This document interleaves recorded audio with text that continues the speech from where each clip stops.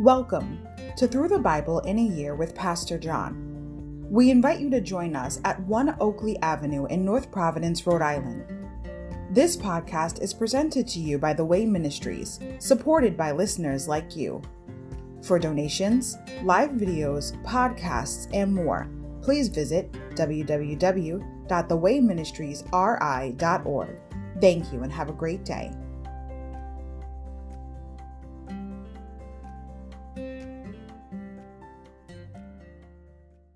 Hi everybody, welcome to Through the Bible in a Year with Pastor John. So glad you could join me today to get a portion of God's Word. Today we're going to begin with day 229, August 16th, Ezekiel 7-11, Sins and Sorrows. Overview. For wayward Judah, the end has come.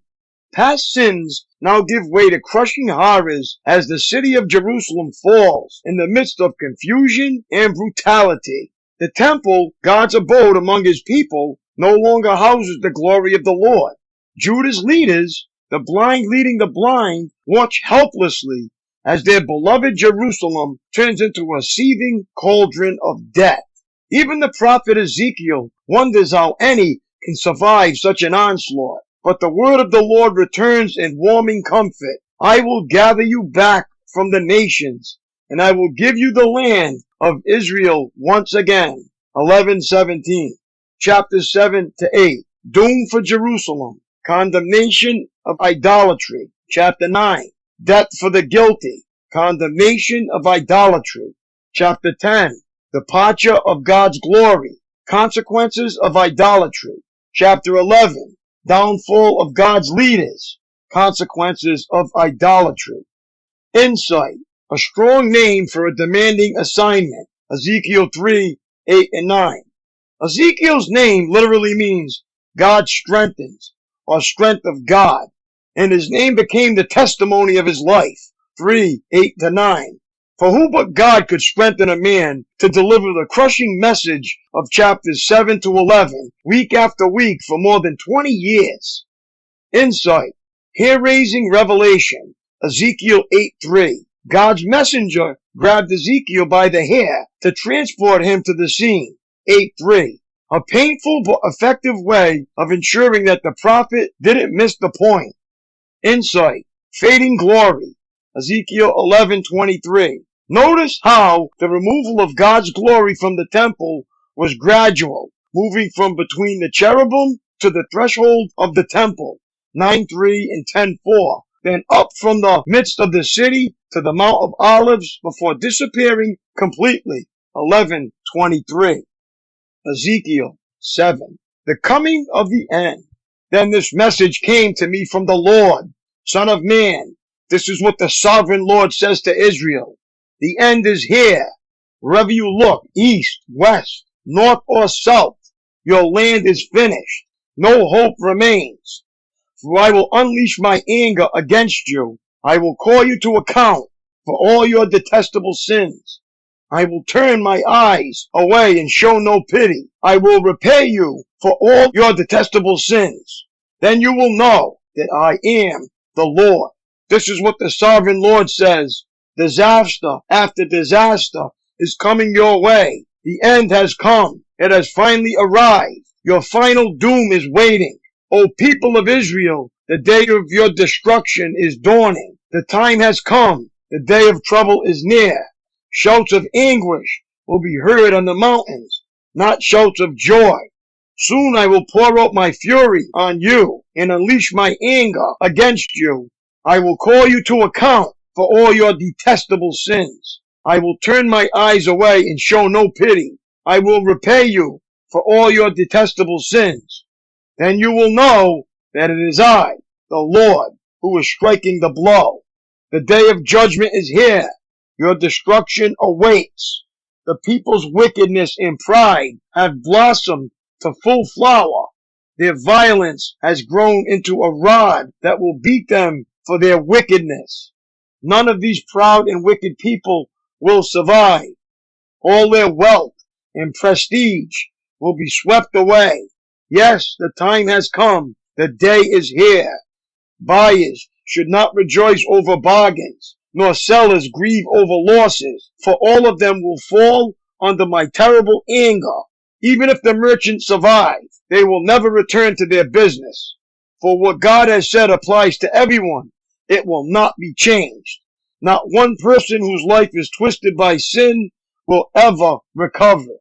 The desolation of Israel. The trumpet calls Israel's army to mobilize, but no one listens, for my fury is against them all. There is war outside the city, and disease and famine within.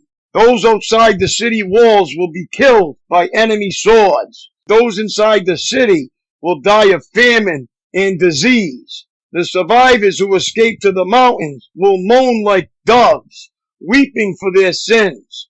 Their hands will hang limp, their knees will be weak as water. They will dress themselves in burlap. Horror and shame will cover them. They will shave their heads in sorrow and remorse. They will throw their money in the streets, tossing it out like worthless trash. Their silver and gold won't save them on that day of the Lord's anger. It will neither satisfy nor feed them, for their greed can only trip them up. They were proud of their beautiful jewelry and used it to make detestable idols and vile images.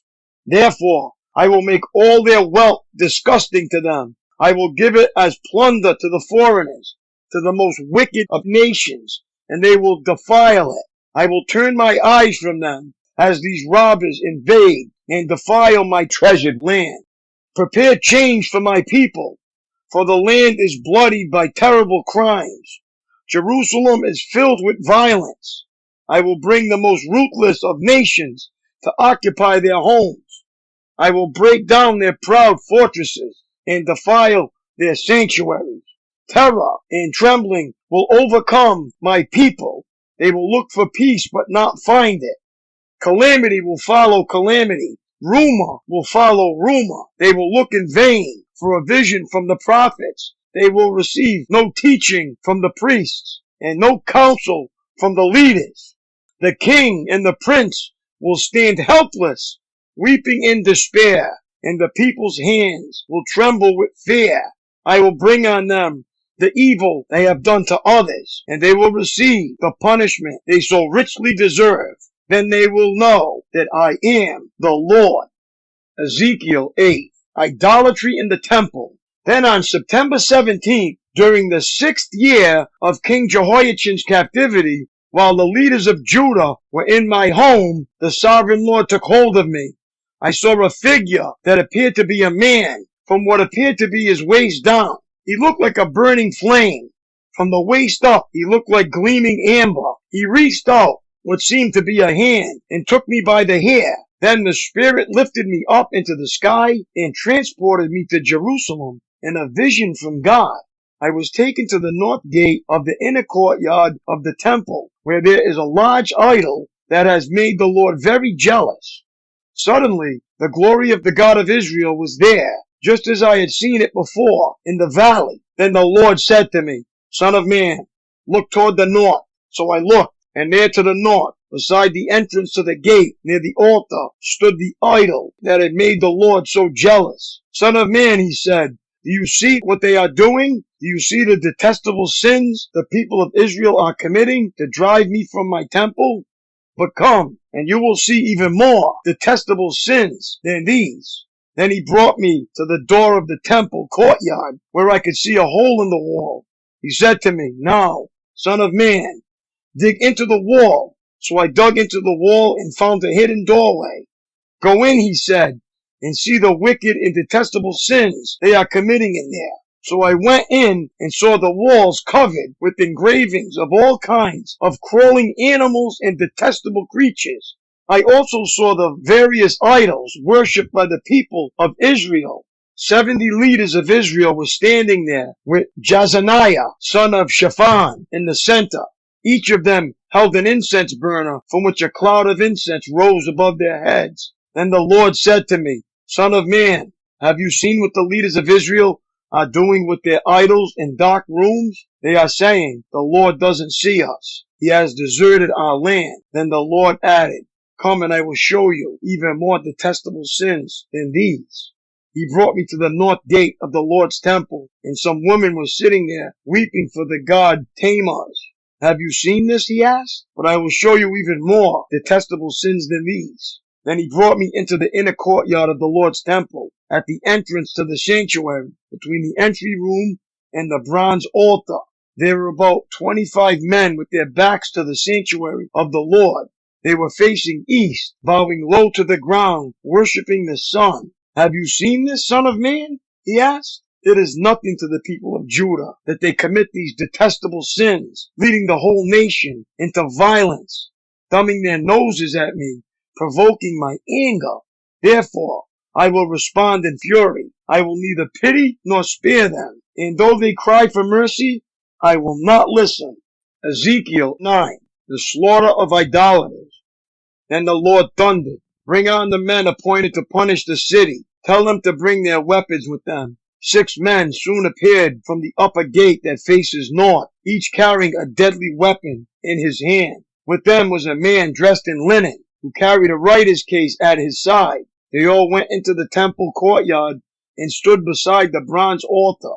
Then the glory of the God of Israel rose up from between the cherubim where it had rested and moved to the entrance of the temple. And the Lord called to the man dressed in linen who was carrying the writer's case. He said to him, walk through the streets of Jerusalem and put a mark on the foreheads of all who weep and sigh because of the detestable sins being committed in their city.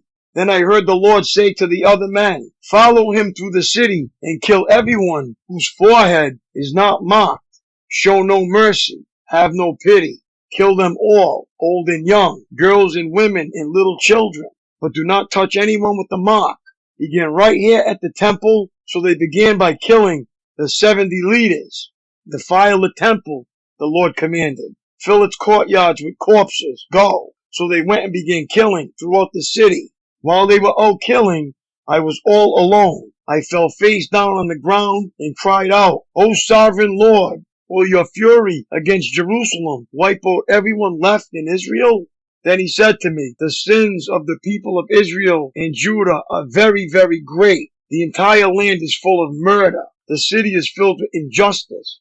They are saying the Lord doesn't see it. The Lord has abandoned the land, so I will not spare them or have any pity on them. I will fully repay them for all they have done. Then the man in linen clothing who carried the writer's case reported back and said, I have done as you commanded. Ezekiel 10. The Lord's glory leaves the temple. In my vision, I saw what appeared to be a throne of blue lapis lazuli above the crystal surface over the heads of the cherubim. Then the Lord spoke to the man in linen clothing and said, go between the whirling wheels beneath the cherubim and take a handful of burning coals and scatter them over the city. He did this as I watched. The cherubim was standing at the south end of the temple when the man went in, and the cloud of glory filled the inner courtyard. Then the glory of the Lord rose up from above the cherubim and went over to the entrance of the temple. The temple was filled with this cloud of glory, and the courtyard glowed brightly with the glory of the Lord. The moving wings of the cherubim sounded like the voice of God Almighty and could be heard even in the outer courtyard. The Lord said to the man in linen clothing, go between the cherubim and take some burning coals from between the wheels. So the man went in and stood beside one of the wheels. Then one of the cherubim reached out his hand and took some live coals from the fire burning among them. He put the coals into the hands of the man in linen clothing, and the man took them and went out. All the cherubim had what looked like human hands under their wings.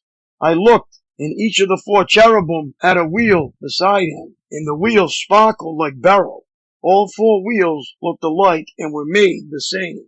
Each wheel had a second wheel turning crosswise within it. The cherubim could move in any of the 4 directions they faced without turning as they moved. They went straight in the direction they faced, never turning aside. Both the cherubim and the wheels were covered with eyes. The cherubim had eyes all over their bodies, including their hands, their backs, and their wings. I heard someone refer to the wheels as the whirling wheels. Each of the 4 cherubim had 4 faces. The first was the face of an ox. The second was a human face, The third was the face of a lion, and the fourth was the face of an eagle. Then the cherubim rose upward. These were the same living beings I had seen beside the Kabar River. When the cherubim moved, the wheels moved with them. When they lifted their wings to fly, the wheels stayed beside them. When the cherubim stopped, the wheels stopped. When they flew upward, the wheels rose up, for the spirit of the living beings was in the wheels. Then the glory of the Lord moved out from the entrance of the temple and hovered above the cherubim. And as I watched, the cherubim flew with their wheels to the east gate of the Lord's temple, and the glory of the God of Israel hovered above them. These were the same living beings I had seen beneath the God of Israel when I was by the Kibar River. I knew they were cherubim, for each had 4 faces and 4 wings, and what looked like human hands under their wings. And their faces were just like the faces of the beings I had seen at the Kaaba, and they traveled straight ahead, just as the others had. Ezekiel 11. Judgment on Israel's leaders. Then the Spirit lifted me and brought me to the east gateway of the Lord's temple, where I saw 25 prominent men of the city. Among them were Jezaniah, son of Azor, and Pelatiah, son of Benaniah, who were leaders among the people. The Spirit said to me, Son of man, these are the men who are planning evil and giving wicked counsel in this city. They say to the people, Is it not a good time to build houses? This city is like an iron pot. We are safe inside it, like meat in a pot. Therefore, Son of man, prophesy against them loudly and clearly. Then the Spirit of the Lord came upon me, and he told me to say, This is what the Lord says to the people of Israel. I know what you are saying, for I know every thought that comes into your minds. You have murdered many in this city and filled its streets with the dead. Therefore, this is what the sovereign Lord says. This city is an iron pot, all right, but the pieces of meat are the victims of your injustice. As for you, I will soon drag you from this pot. I will bring on you the sword of war you so greatly fear, says the sovereign Lord. I will drive you out of Jerusalem and hand you over to foreigners, who will carry out my judgments against you. You will be slaughtered all the way to the borders of Israel. I will execute judgment on you, and you will know that I am the Lord. No, this city will not be an iron pot for you, and you will not be like meat safe inside it. I will judge you even to the borders of Israel, and you will know that I am the Lord. For you have refused to obey my decrees and regulations. Instead, you have copied the standards of the nations around you. While I was still prophesying, Pelatiah, son of Benaniah, suddenly died. Then I fell face down on the ground and cried out, O sovereign Lord, are you going to kill everyone in Israel? Hope for exiled Israel. Then this message came to me from the Lord, Son of man. The people still left in Jerusalem are talking about you and your relatives and all the people of Israel who are in exile. They are saying, those people are far away from the Lord, so now he has given their land to us. Therefore, tell the exiles, this is what the sovereign Lord says. Although I have scattered you in the countries of the world, I will be a sanctuary to you during your time in exile. I, the sovereign Lord, will gather you back from the nations where you have been scattered, and I will give you the land of Israel once again. When the people return to their homeland, they will remove every trace of their vile images and detestable idols, and I will give them singleness of heart and put a new spirit within them. I will take away their stony, stubborn heart and give them a tender, responsive heart, so they will obey my decrees and regulations. Then they will truly be my people, and I will be their God. But as for those who long for vile images and detestable idols, I will repay them fully for their sins. I, the sovereign Lord, have spoken. The Lord's glory leaves Jerusalem. Then the cherubim lifted their wings and rose into the air with their wheels beside them, and the glory of the Lord of Israel hovered above them. Then the glory of the Lord went up from the city and stopped above the mountain to the east. Afterward, the Spirit of God carried me back again to Babylonia, to the people in exile there, and so ended the vision of my visit to Jerusalem. And I told the exiles everything the Lord had shown me. My daily walk. There is a vast difference between training for a sprint, like a 100-yard dash, and training for a marathon, which covers more than 26 miles. That means very little to a marathon runner if he covers the first 100 yards in 10 seconds. A burst of speed is good, but it is the ability to stick with it mile after mile that really counts. Steadfastness, not simply short-term fastness, determines the winner. God told the prophet Ezekiel in advance that he was running a marathon, 3, 4, 7, 9, not a sprint.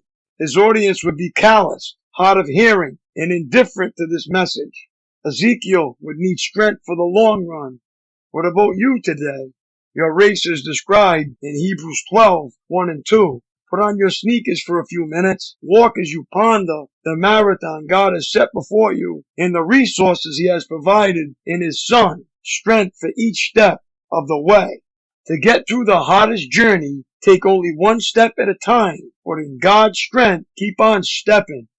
Oh, that is such good, godly advice, my friends. That's all for today. It was great reading along with you. Have a great day, and God bless. And I will see you tomorrow. Lord willing, peace.